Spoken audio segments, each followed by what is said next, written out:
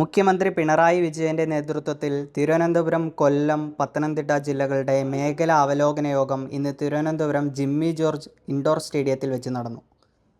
ഭരണനിർവഹണം ഏറെക്കുറെ തൃപ്തിയായി മുന്നോട്ടു പോകുന്നുവെന്നും ഭരണത്തിൻ്റെ സ്വാദ് ശരിയായ രീതിയിൽ അനുഭവിക്കാൻ ജനങ്ങൾക്ക് കഴിഞ്ഞുവെന്നും മുഖ്യമന്ത്രി പിണറായി വിജയൻ അവലോകന യോഗത്തിൽ പറഞ്ഞു.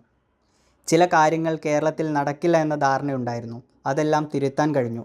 നടക്കില്ല എന്ന് കണക്കാക്കിയ പദ്ധതികൾ നടപ്പാക്കി.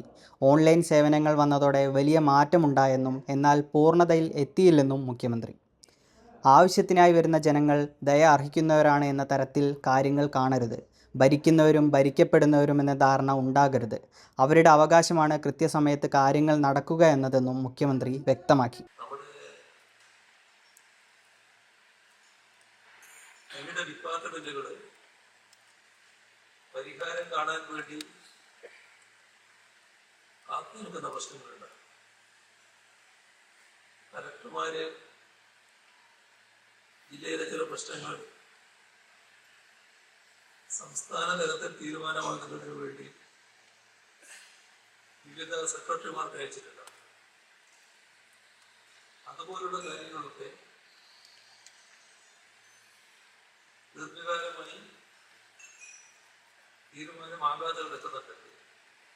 ഇന്ന് രാവിലെ 10-ന് മുഖ്യമന്ത്രിയുടെ ആമുഖ പ്രസംഗത്തോടെ ആരംഭിച്ച യോഗത്തിൽ മന്ത്രിമാർ, ചീഫ് സെക്രട്ടറി, വകുപ്പ് സെക്രട്ടറിമാർ, വകുപ്പ് അധ്യക്ഷന്മാർ, ഉദ്യോഗസ്ഥർ തുടങ്ങിയവരും പങ്കെടുത്തു. ഉച്ചയ്ക്ക് ശേഷം ക്രമസമാധാനവുമായി ബന്ധപ്പെട്ട വിഷയങ്ങളുടെ അവലോകനവും നടക്കും. അതേസമയം രണ്ടാമത്തെ മേഖലാതല അവലോകന യോഗമാണ് ഇന്ന് തിരുവനന്തപുരത്ത് വെച്ച് നടന്നത്.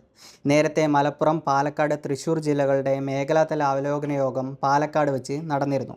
കൂടാതെ 14 ജില്ലകളിലെയും ജില്ലാതല അവലോകന യോഗങ്ങളും ഇതിനകം പൂർത്തീകരിച്ചിട്ടുണ്ട്. Subscribe to One India and never miss an update.